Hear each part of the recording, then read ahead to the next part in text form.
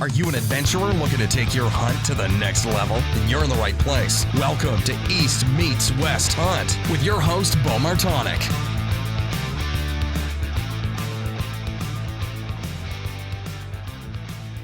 All right, we are live. Kip Fulks, welcome back to the podcast. How are you? Been a couple years, I think. I think it's been 2 years, maybe more. So it's been 4 years. Ask, man. That tells you what life is like. Yeah.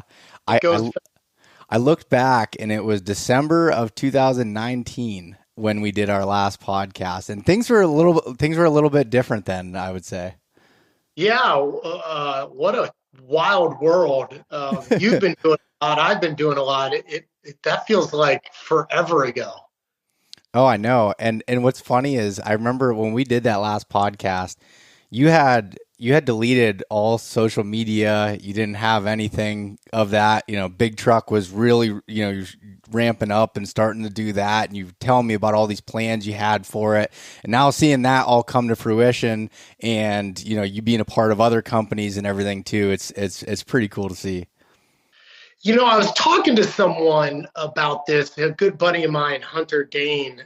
He was up for Guide of the Year by the Sheep Foundation. He didn't get the award, but he's been an Alaskan guide and a professional guide his whole life. And I was just on the phone with him this morning. I said, I wonder if I create chaos to feed myself stimulus, or if it's truly things that I want to build. And lately, I'm 51 now. I've been doing this for a long time. 30 plus years in the kind of apparel, footwear, hunting, fishing space. And I had to ask myself if I create chaos for stimulus or if it's truly things I want to do. And, even being 51, I had a hard time answering it. And we're going to talk about a bunch of it going on. And I think it's good to just check in with yourself. But it's a lot going on. And sometimes you're like, some of our personalities, we just layer more and more and more on. And you got to make sure it's the right stuff. And what I learned, and I know you're big on family and friends, but it's got to be with the right people. Yeah. Oh, no, most definitely. I mean, you've taught me a lot about that with business. Early on, for some reason, you'd latched on to me a little bit when I was first starting out and doing some of this stuff, and gave me a lot of really good advice that I've taken over the last 6 years of starting my own business and working through things. And yeah, it definitely seems like for you definitely like a lot of that chaos, but it also seems like you have the passion for it too. So that helps. Yeah. I mean, look, Big Truck is amazing, but it's the beverage business, and there's a lot of brands out there, and it's highly competitive, and it's very cash intensive, and you need a lot of financing. And I think, I'm not sure if I knew all of that getting into it, if I would do it again, but we believe in the brand. It's like an all-American brand. We just signed all of Ohio. We have West Virginia. We have North Carolina. We have 2 distributors in Virginia. So it's like it's starting to feel like, oh shit, all that work. And people love our beer. They love the brand. So it's really easy to sell. But everybody needs to realize every business has a business model. And beverage is a 2-step business. I have to sell it to the distributor, and the distributor has to sell it to the retailer, and the retailer has to sell it to the consumer. Mm-hmm. That's hard, man. And, I like these direct-to-consumer business where you can just talk to them and you can sell them some great products or services. But, I think I have a lot on my plate. I'm trying to weed through it right now. Definitely a lot going on. Well, and it's funny because back right at the beginning when I first started advertising Big Truck stuff through the podcast and everything, the biggest question was like, where do I get it? And I'm like, well, it's like, it was a more complicated answer than, because of what you just said, all those steps that went through. But in the last year, the amount of pictures that I've been sent of, oh, we got Big Truck here locally now and there, you can go anywhere around where I'm at, where I where I live at and go to any grocery store now, and there's Big Truck sitting on the rack and everything, and it's like it's so cool to see that evolution. Pennsylvania's been a great state for us. I mean, we're right on the Maryland PA line, so we feel a lot of affinity to Pennsylvania, but a lot of just good people, hardworking, love their hunting and fishing. I'm wearing my orange hat for, it's still hunting season here. Yeah. So Pennsylvania's been massive for us, and we're going to continue to invest in the state. And I think Ohio is going to be really, really amazing for us. And that kind of bridges me out where I can start going out west a little bit. Most people don't realize, or maybe they do, I don't know. Beer is all about logistics, man. It's heavy. It takes a lot of transportation dollars to move it around. So it's like a mini logistics network. Yeah, that sounds fun. But it was actually funny. One of my favorite places I like to go get some food and drinks at and everything. I went there. I don't know. I hadn't been there in 8 months, and I went in this fall, and across their taps, they had 3 different types of Big Truck on tap. And then it's perfect because the branding is great because you can see it from a ways away on top of the, I can't think of what it's called, but where the spigot, the tap thing. Yeah. And I was like, man, that is pretty cool to be able to see. Did you talk to him about it? Yeah, I did. I know the owner really well, and he's like, "Oh yeah, and they were selling out of it like crazy." So it was pretty cool to see. Well, we're launching a really cool new American lager called Highlight, and we have a new peach tea. So we're just trying to give people what they want, and a lot of times that's not what the distributor wants. And the distributors are like, well, I have 2 other tea brands. I don't need another tea brand. I'm like, our consumers drinking more than just beer.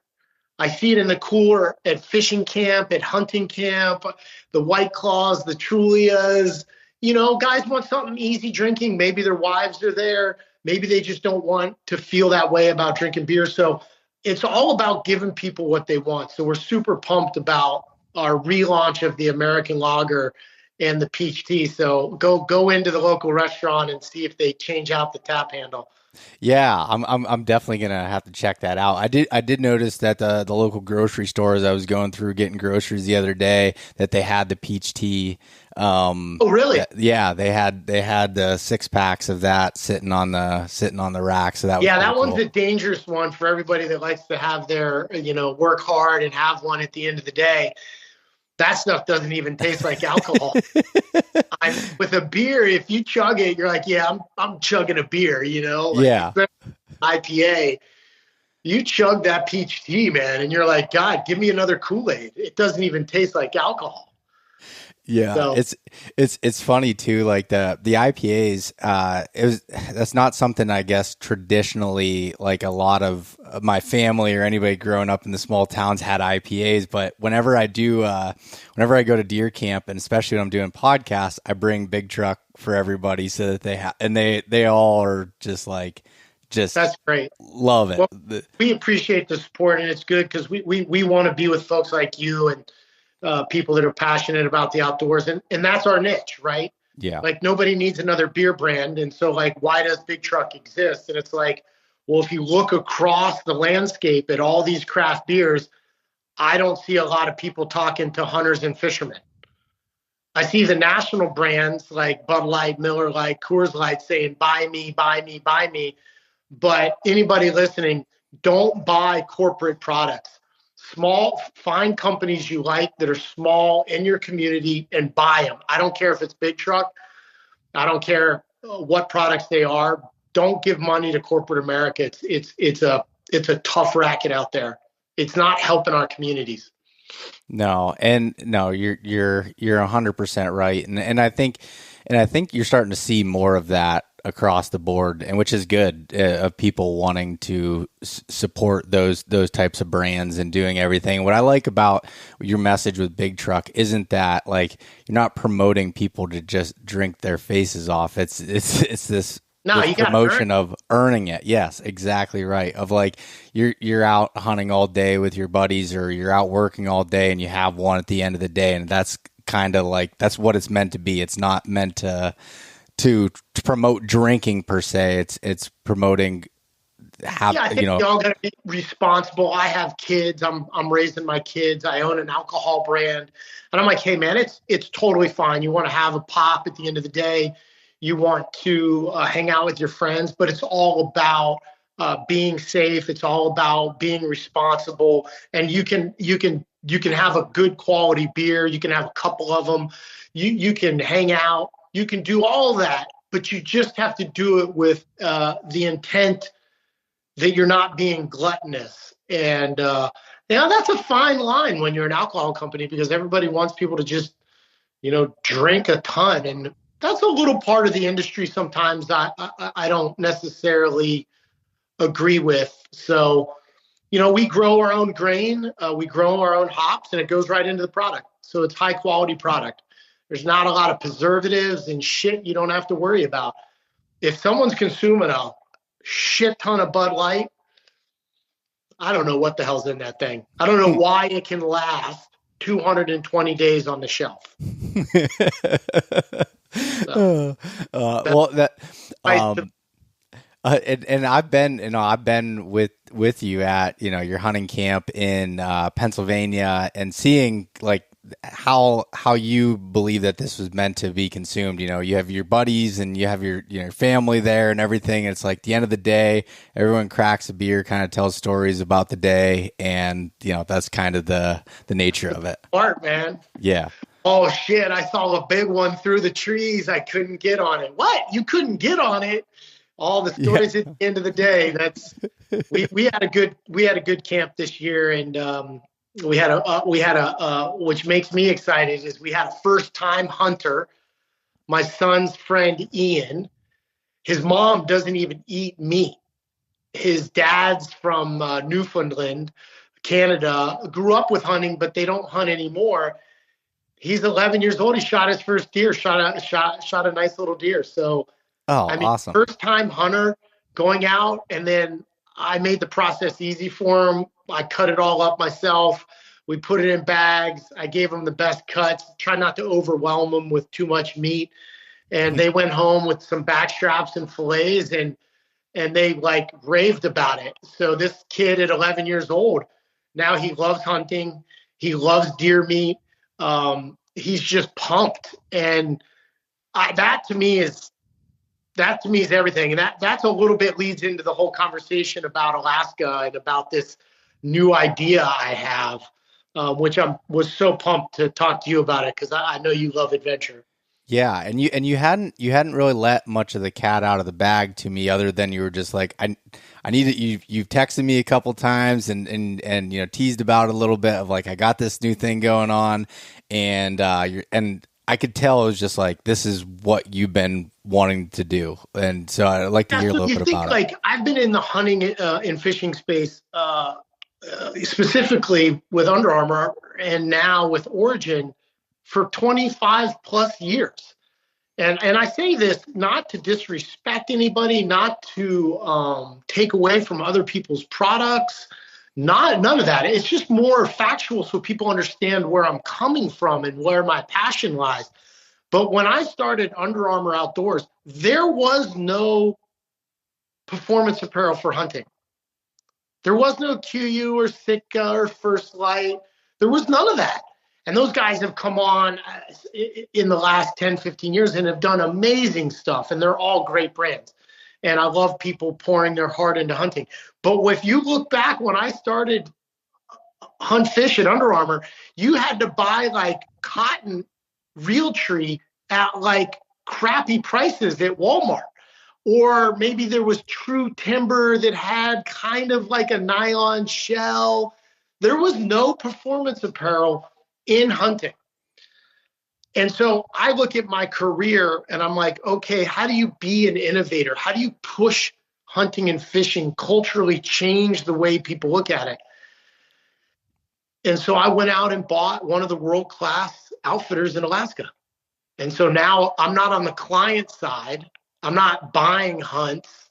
I'm taking the culture of hunting, almost 700,000 acres of exclusive hunting in the Lake Clark Preserve by Lake Iliamna, and I bought a world-class outfitter, and I got the best big game fishing in the world. And I put a lot of time and energy into researching it. The name of the company is Bushwhack Alaska. The name of the lodge is Terralick Lodge, typical Alaskan name. And I'm going to build adventures and experiences for people to solidify hunting in the culture of people's lives. And you can't find remote anymore. Yeah. I mean, I've done as much backcountry hunting as most of them, and I grew up with it, hunting the Bob Marshall in Montana and Wyoming with my dad. Like, it's hard to get remote. And so I wanted big game. I wanted remote. I wanted adventure. And I'm so pumped about it, man. And it's nerve wracking because it's new to me, completely new. Kind of like Big Truck was. I never run a beer business before. So I like to push myself to try things new. And I have an unbelievable former owner, Eric, is going to stay on board. And my business partner, Tim Winslow, is an Alaskan guide. So I'm pumped, man. Like, go on and on and on and on. But I knew you'd be excited to talk about it. Yeah. No, that is awesome. And I guess, so what, first of all, I guess what will you be guiding there? Will it be just like every species that's in Alaska is in that range? Moose is awesome. It books out pretty far because you got to manage the numbers. You can't just shoot the moose out. Yeah. A ton of brown bear, a ton of grizzly. They don't even really promote black bear hunting, but in my area, it's over-the-counter black bear tag, and you can shoot 3. So we're going to really build up the black bear hunting. So you got moose, grizzly, brown, black bear, wolf, Dall sheep, and some of the most unbelievable fishing in the world. It's Lake Iliamna. It's the largest freshwater lake in Alaska. It's about the same size as Lake Erie. And it has over 600 streams that connect. And the fishing, salmon, rainbow, grayling, sockeye. The lake even it's the only freshwater lake that has native seals in it because it was sealed off from the ocean. It's everything I wanted it to be. In some of the areas, obviously in Alaska, you share hunting rights with other guides, but we have a large portion of our hunting territory that's exclusive only to Tim Winslow, my partner. Man, that is so cool. And is that area, is that something that you have to fly into, or is that an area that you can drive into?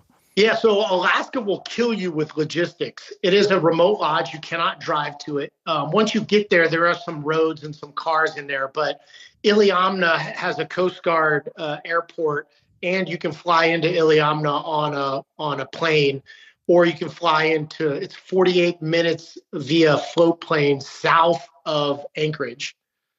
Okay, gotcha. And to get people into hunting logistically, our furthest flight is 45 minutes. Most people we can drop off in 15, 20 minutes from the lodge. So I have 2 remote lodges in 2 different lakes. And funny enough, I was going through the equipment list, seeing what came with the purchase. And Beau, this is how I roll, and you know that. I didn't even know I bought a plane. Got a Super Cub in it. That's awesome. So I'm a plane owner. I'm kind of fancy. Are you going to learn to fly it? I'll probably force my brother Kobe to do it because he's the old helicopter mechanic. Okay. Yeah. Anybody wants Kip flying them in and out of hunting camp. Yeah, I mean, I'm not saying I wouldn't trust you, Kip, but I might pick somebody else first. Yeah. Now we'll contract with a lot of great. We need more than one plane. We'll operate 3 or 4 planes for the season. It's open from April 15th to about October 15th. And then they do in Alaska what they pickle the lodge and shut it down, and then they open it back up in April. And so, yeah, I think I'll be there with Cam on snowmobiles trying to kill some bears coming out of the snow with our bows. Oh man, that is so cool, and that's because when you guys did the Once We Were Wolves film, I saw something where you had said, first of all, that film was absolutely incredible, and secondly, I saw where you had said, part two coming, and that sounds like that would be such a cool adventure. Yeah, it's a little bit of heritage. My grandfather was from Fairbanks. I have been hunting. I've killed a number of species, moose, brown bear, and grizzly. I've been hunting Alaska for 15 plus years. It just feels like home to me. And that's funny being from, living in Maryland and, but I was born in Utah. My dad's from Great Falls, Montana. My grandfather was from Fairbanks, and then he actually moved to New York City. So for me, a little bit of going home. Like Alaska and the wilderness to me is, I feel the most at peace. Yeah, I was up in Alaska this past September. Yep. I was moose hunting, and I'd been up there a few times now, and I just have fallen in love with going there. And it's funny, my grandfather, he didn't grow up there, but he was a fire jumper in Alaska back in, I don't remember what years, in the 60s, I believe, maybe earlier 50s. Can you imagine what it was like in the 60s? No, and he was saying he'd spend 3 months out in the wilderness fighting these fires. Like before they'd, go back, they get dropped off, and food would get dropped off by plane, and all of this stuff. And he's driven there multiple times, and just like hearing those stories and seeing these old photographs that he has really like made it for me of like, I want to go there and hunt as much as I possibly can. And it's so cool when you go there and you don't have to worry about other people. You don't see any other people. It's true remote wilderness, and it's an eye-opening experience. I mean, when you get dropped off in the middle of nowhere, whether you're by yourself or even with a couple people, it's a lonely feeling at first until you kind of get the feel for it, And when I spent 13 days up there moose hunting, dropped off at a lake, sleeping in a tent, it was just like, holy cow, yeah, this is everything that I need. It has to be right here in my backpack. Yeah, I mean, I was in bear camp 4 years ago, and it took us 17 hours to get the Coast Guard to parachute in on a guy that got mauled by a grizzly. And, people think like, well, I carry my emergency responder. I'll just press the button and the cavalry will be here. Well, the cavalry in Alaska might be 24 to 36 hours away. And, the cavalry in Northwest Pennsylvania probably gets you in 20 minutes. Yeah. And so you got to think about who you're with. You got to think about your skills. I'm going to take this pretty seriously. I'm even going to open up an emergency medical course on my lodge where people can come fish a little bit, hang out, wildlife view, and they can take an emergency medical class as part of our kind of like growth of the lodge. I'm not just going to focus on hunting. We're going to have a backpacking class and a survival class. So we're really going to try to round out the culture. That's what I want to invest in. And this is why maybe behind the scenes, when I started off with, I started Under Armour and this, that, and the other. What I'm trying to paint a picture is that I am going to continually invest in the cultural of hunting, fishing, and the outdoors. And the only way I've realized to pass something on is to build brands and let them live forever. Yeah. I don't think Under Armour is going to go away anytime soon. I don't think Origin's going to go away anytime soon. I don't think Jocko Fuel is going to go away anytime soon. Big Truck is not going away anytime soon. They'll be there when I'm dead, and that means I pass on something that lives longer than I do. So this Bushwhack Alaska, and you'll love my motto, die with your boots on, is it's going to be passed on to my kids. It's going to be passed on to other people, and people that come there are going to be like, yeah, I did my wilderness training school at Bushwhack, Alaska. Yeah. And that to me solidifies hunting, fishing, and outdoors as a part of our way of life. That to me is the important part. I get excited about products and selling things to people and seeing their reaction. But at the end of the day, if we don't have these experiences, we can't fall in love with it. You can't just fall in love with the products you own. Yeah. The products unlock the experience. Yeah. And so I wanted to invest, Beau, in the experience part, not just the product part.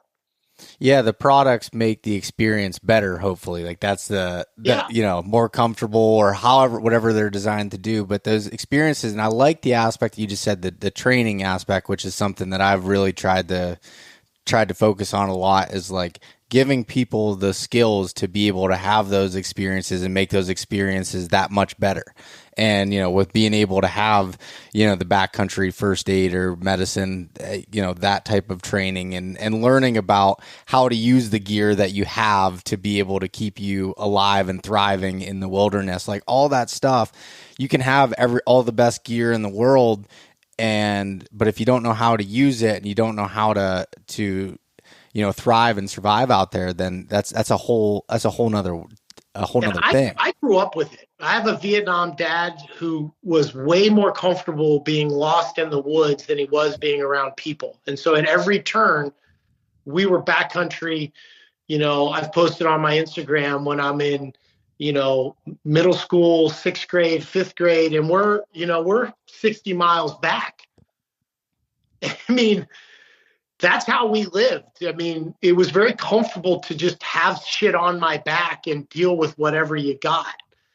And, along the way, you learn some tricks to make yourself a little bit more comfortable. But it's the mindset to survive, and it's the mindset to survive and thrive when everything else seems not possible. Yeah. And to me, that makes great people. Oh no, most definitely. And you just, and once you learn these skills and you're able to put yourself in those environments, I say it all the time, but it helps you so much in every other aspect of your life. If you can go through and weather out the storms and you're able to learn how to be patient, and you got to be socked in a tent for 2 days and be able to go through all these situations, you come back to at regular life, and things that people are flying off the handle over email on aren't as big of a deal as you think, and you can handle them and look at them in more of a clear mind and make decisions better than if you didn't go through that type of that stress or that I don't want to say hardship, but you know what I mean, like just putting yourself through those situations. And for young adults, it's been proven. I did a study with a group and Johns Hopkins around behavioral science, and we paired kids in 6th and 7th grade with police officers in their community, and we put them into the outdoors, and we showed that the bond that they could create was massive. And to give these kids life skills early on by challenging them in the outdoors, we had all these great results from the study, and they tracked the kids over 4 or 5 years and the police officers. And unfortunately, the program got dropped here in Baltimore City a few years but it ran for a few years. And, I donated a significant amount of money to get it off the ground because I believed in getting people to the outdoors. It wasn't about hunting. It wasn't about fishing. The outdoors is such an equalizer for young adults. And I want to really talk about that 5th, 6th, 7th, and 8th grade before they get into high school. Obviously, there's never a time that's too late, but it's actually been proven if you can get them during those developmental years, it has confidence, motivation, resilient. And we know what it's like just being adults going through it. But I truly believe that what my dad did at that age, I mean, he grinded my, what into the dirt. I Yeah. mean, I remember hiking the Sierra Nevadas when my dad was stationed in San Diego, and I had never hiked the Sierra Nevadas before. Well, the Sierra Nevadas suck because they're straight the fuck up. Yeah. And they're all cut by people with horses. They're not cut by hikers. And man, I hated it. And I was in sixth grade. Hated it. Wanted to kill my dad. Thought he was the worst human being known to mankind. I don't think I talked to him for weeks after he made me go on that trip. We stayed up all night. We had to stack rocks outside of our tent because the black bears in the Sierras are something to be rivaled with because you can't hunt them. But I'm resilient today because of that. Yeah, I was gonna say that's helped you today to be able to go on these Alaska trips and go, elk hunting and doing all these things that you've been able and to. And just do. In business. In business, yeah. It just doesn't work. I'm trying to string together a bunch of shit right now, and I'm like stressed as shit. And people are like, "Oh, you must have a great life, Kip." I'm like, "No, dude. Like I'm working hard to get all this shit to work. Nobody cares about my past. They don't give a fuck. You got to run a good business." Yeah. So I'm excited, Beau, and I'm excited to get you out there and your friends. And if anybody listening can send me 13 Pacific Waves, send me a DM. But this black bear thing, spot and stalk black bear with a wolf combo all over the counter. You don't have to draw. We're going to blow it out of the water and just make some great adventures. And then my brother, I don't know if you know Kobe, but he owns Rise Fishing, and so we're super pumped about the fly fishing. It's unbelievable. These guys are sending me pictures of rainbows that are like 29 inches long. I get excited if I catch like a 15 to 18 inch rainbow. Yeah. Alaska is just so different. It's everything's bigger and everything's better in Alaska. That's for sure. That's hit a moose when you were out there? I did not. No. And in 13 days we were there, I never saw a legal bull. And that area that I was in had to be 50 inches wide or 4 brow points. And I had one came in about 60 yards that he was right on that line, but I didn't want to risk doing that. So wasn't worth it. But it was a low density area. Kind of knew that was going to be the nature of it. Did see a black bear though that I was like, I had a tag in my pocket and I'm like, do I want to stalk a black bear when I'm hunting moose? I need to focus on what I'm doing. And then I was like, fuck it, I'm going to go chase that black bear. And by that time I lost track of him and couldn't find him again. Yeah, I think a lot of bear population around the country, specifically Alaska in certain areas, but obviously Pennsylvania, Maryland, New Jersey, Delaware, we got Ohio. I think I would really encourage everybody to get excited about black bear hunting. And I'm going to now be on the outfitter side. I need people to come hunt black bears. They're killing the moose and the caribou. Yeah. During calving season, grizzlies, browns, and black bears wreak havoc on the recruitment rate of caribou and moose.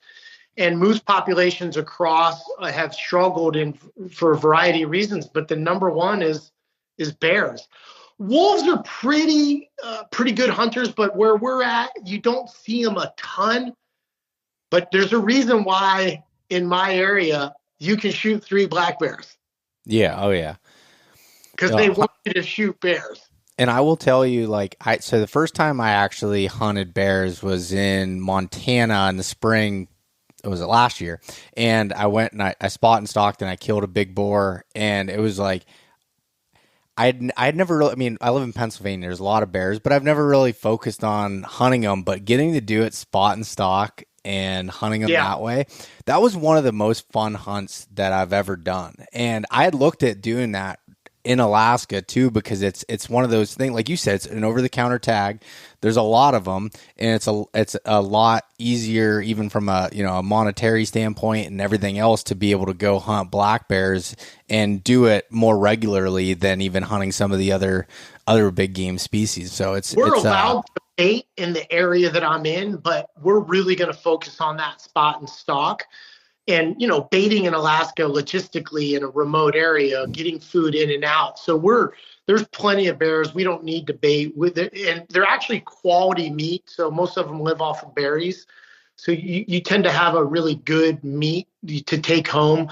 Obviously, the preferred meat in Alaska is moose, but black bear up there is really good. Most people you don't touch the brown bear and the grizzly. That's mostly a conservation hunt and to limit the numbers. But the meat on black bear is great. So I'm just so like, I'm like in it to win it, man. I'm trying to figure it out. I was excited to come on the podcast and talk about it, but I'm also going to partner with Origin and get some clients, some gear, and partner with Montana Knife Company and some great companies to just like bring them to Alaska. And we have a lot of control because I own lodges and I own the logistics, and a significant portion of my hunting is exclusive.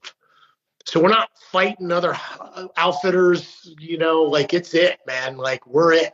And so the Lake Clark Preserve is the least traveled national park in the world, or at least in the United States. I think less than 10,000 people a year come to this place. It's massive. Yeah. Everything from alpine, Dall sheep, all the way down to the lowlands, and thousands of rivers and lakes. I mean, I started looking at the map and I started going, Kip, what the fuck did you do?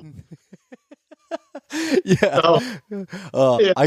I can imagine. And when, so when is this going live? Like when can you find information? I'm the owner. Like the deal went through. The 2024 season will be under my ownership. Eric, the current owner or the previous owner who just sold it to me, 19 years, savage, built it up. He's going to stay on. He's a great resource. He wants us to be successful. Tim Winslow, who's obviously my main partner, he's the Alaskan guide. I'm going to really learn from him. And this is not a Kip thing. It's really a Tim and an Eric thing. But I was able to make the deal get put together. So it's April 12th. It's wide open, man. We got a hunting season under my belt. So I'll be a packer for 2 years and get my Alaskan guide license. I'm probably the only executive that's worked at any company ever at the size and shape of Under Armour to go become a packer in Alaska and get my assistant guide's license. So I'll work underneath Tim and Eric to earn. You got to get 60 days, 2 years in a row. So you got to get 30 and 30. And you have to be present for, I think, 3 or 4 big game kills. And then you can apply for your assistant guide license underneath a registered guide. So that's my plan, man. That's my fucking plan. That's my awesome. friends, family, we're all going to do the same thing. I mean, hey, man, you want to get your days? Come on out. Yeah. Oh, that's awesome. So Kobe's going to go up with you too and do the same thing. Yeah. I mean, why not, right? Yeah. Who's going to say no?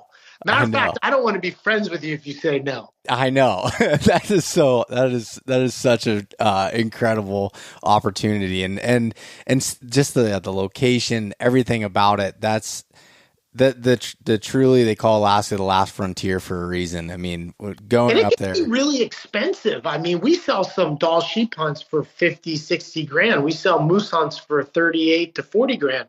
And so I started looking at it going, okay, like those hunts are premium and it's a certain clientele and, we have to cater to that. And I really wanted to make sure everybody could have and take advantage of what we have. So my fishing is reasonable. The black bear is going to be reasonable. And so I wanted to have kind of like a good, better, best strategy. Yep. So we can get a lot of people out there. And we have a lodge that sleeps, 20 or 30 people. It's very comfortable. We got 40 Arctic oven tents. I mean, it's going to be wild, man. It's going to be wild. Oh, that is so cool. And so that, with that being said, it looks like, you've for a while here, you've owned the historic North Fork Lodge here in Pennsylvania, and was it 7,000 acres of land nestled within all this public land around big woods, mountainous type area there. And I'd noticed here recently that you had listed that up for sale to be able to focus your efforts on this new project. Yeah, I think I learned in life, like am I creating stimulus? Am I just throwing more and more things on my plate? And so I was very cautious to say, hey, Kip, come on, Alaska, you live in Maryland. So, I have this amazing lodge. I've owned it for 16 years. And I just said, you know what, it's time is right to kind of put it out there, see if someone's interested in it, and find the right buyer. It has to be the right person who really appreciates what they're getting. It's funny because the Whitetail Properties who's listing it for me, they're like, we've never seen anything like this. We've never had anything like this. There's nothing like this that exists in the Northeast or the East Coast. And I'm like, yeah, I know. That's why I bought it. Yeah. Like, you drive around, it takes you 4 hours to get around the property. And you've been there, and both of us have been there, and I still haven't set foot on all the property. Yeah. And so it's an amazing opportunity for maybe a group of people, maybe a club, maybe some pro ball players. It's not a cheap price. I don't think the average man's going to come in and scoop it up. But it's for sale, and I'm not hiding it. I don't feel guilty about it. I feel like great, like unbelievable run.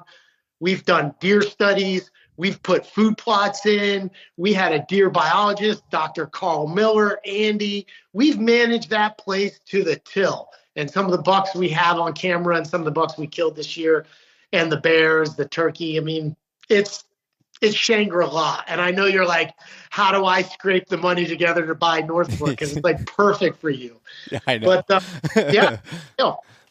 Yeah. No, I think maybe, maybe 200-300 years of beer delivery for you might be able to pay it off. I don't know, whatever it takes. But don't sell yourself short, man. Don't sell yourself short. Give yourself a couple years. Yeah, no, it's a really, really special place there. And for anyone listening or anybody that's been listening, that's been to the Mountain Buck Scouting Camp, that's where it's been at the last couple of years at Kip's property there. He's been gracious enough to let me use that property and lodge. Need a place you can always come down if it sells.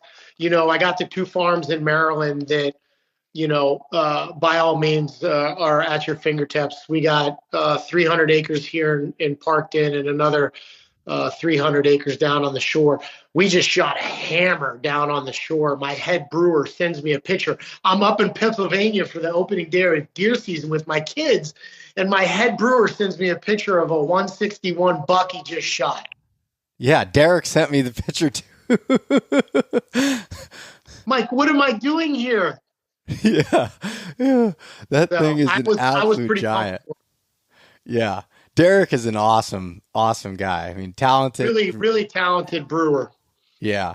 Yeah. And photographer and videographer. Yeah. He came up and helped me for the scouting camp, and he filmed a bunch of stuff and hung out, and it's been a part of a bunch of other projects. So his first day bow hunting on the farm where the brewery is, he kills a non-typical 14 pointer. And then his first day of gun season, which he doesn't really gun hunt that much, he shoots this thing. So, I mean, the guy's got a horseshoe up his ass. That's awesome. Well, it's been fun, and let's work together on the Alaska thing. And I think if anybody's out there listening and you have an interest in fishing or black bear or any of the other species, Bushwhack Alaska, Kip Fulks. So let's that's the funny thing about the guiding and outfitter business. It's all about the clients and making sure they have a great experience. Making sure they get what they want, because they're putting a lot of money into it, and they might only do it once in their whole lifetime. And I'm very focused on giving people what they deserve, best in class. And I think me, I don't want to do anything short.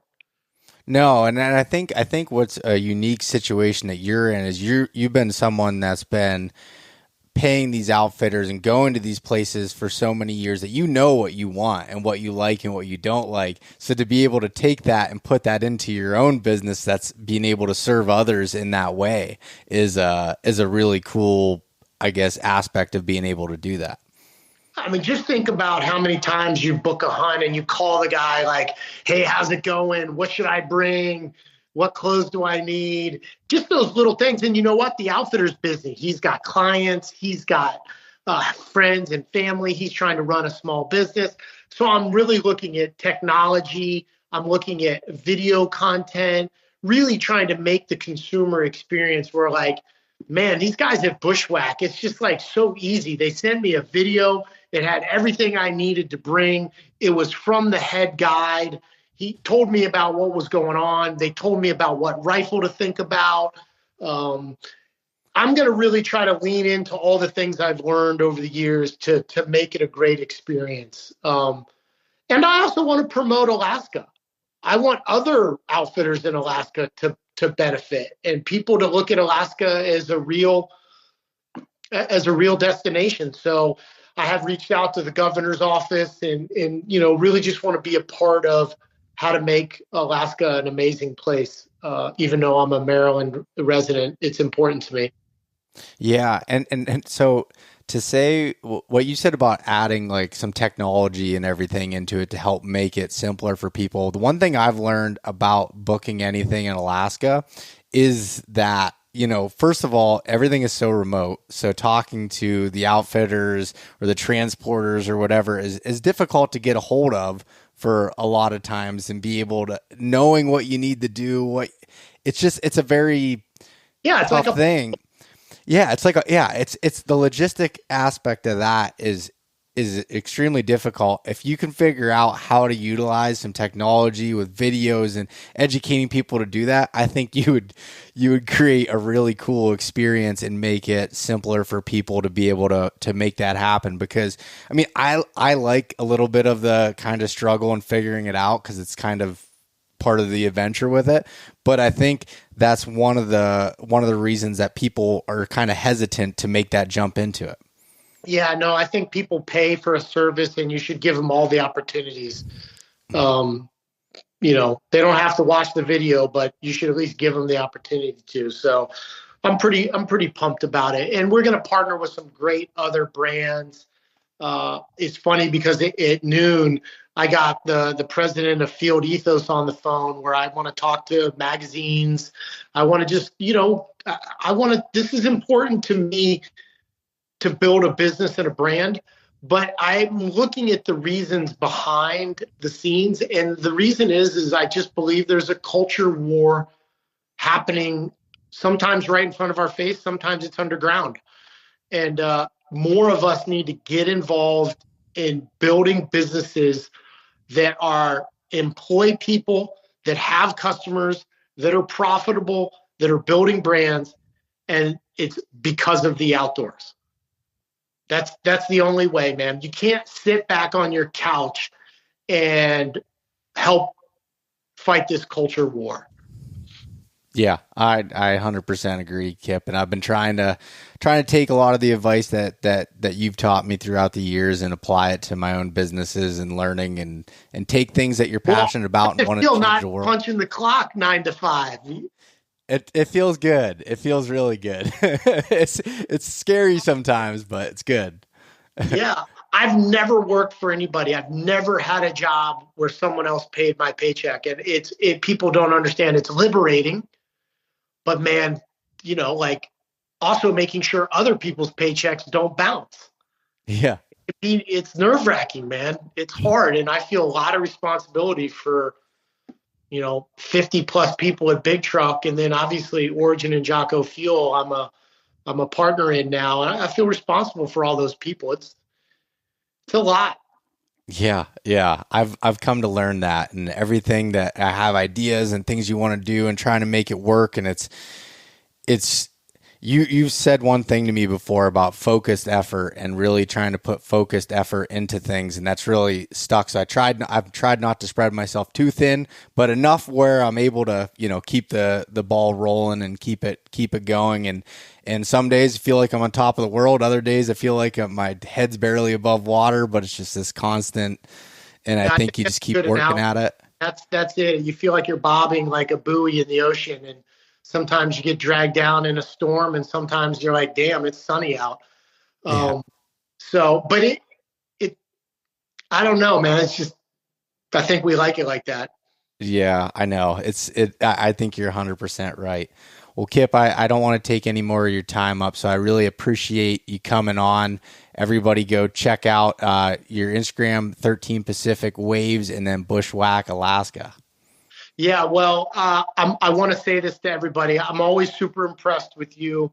I always love watching what you do. I think the way you've presented yourself to the marketplace, you were yourself. You didn't try to become someone else. You just said, "Hey, here's who I am." And I think over the years, it's starting to pay back to you.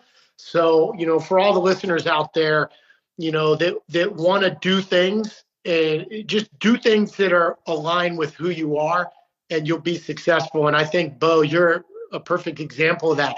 And there's so much more to do, and we never give ourselves credit on where we're at today. I surely don't do it.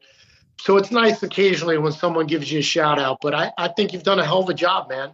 Oh, I really appreciate that, and appreciate all the help that you've given me throughout the years.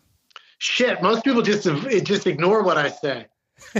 I've taken. I even rebranded this year based off a comment you made about my logo being too complicated years ago, and I've dope. So I was right about that. I know you were. I believe me. Sometimes it might take a little bit longer for me to take all the advice and put it into action, but I've listened to your advice. It's all up here. Well, one of my favorite hats is still your orange East Meets West hat that I wore all through buck season. So I was definitely representing. I know you are, man. I appreciate that. Well, awesome. I appreciate it, Beau, and hope your family and friends have a great Christmas. Yeah, you too, buddy. All right. Cheers. Thanks so much for listening to this episode of East Meets West Hunt with your host, Beau Martonik. For more great content and to stay up to date, visit eastmeetswesthunt.com, Facebook at East Meets West Outdoors, and Instagram at East Meets West Hunt. If you enjoyed today's episode, please review and subscribe, and we'll catch you next time.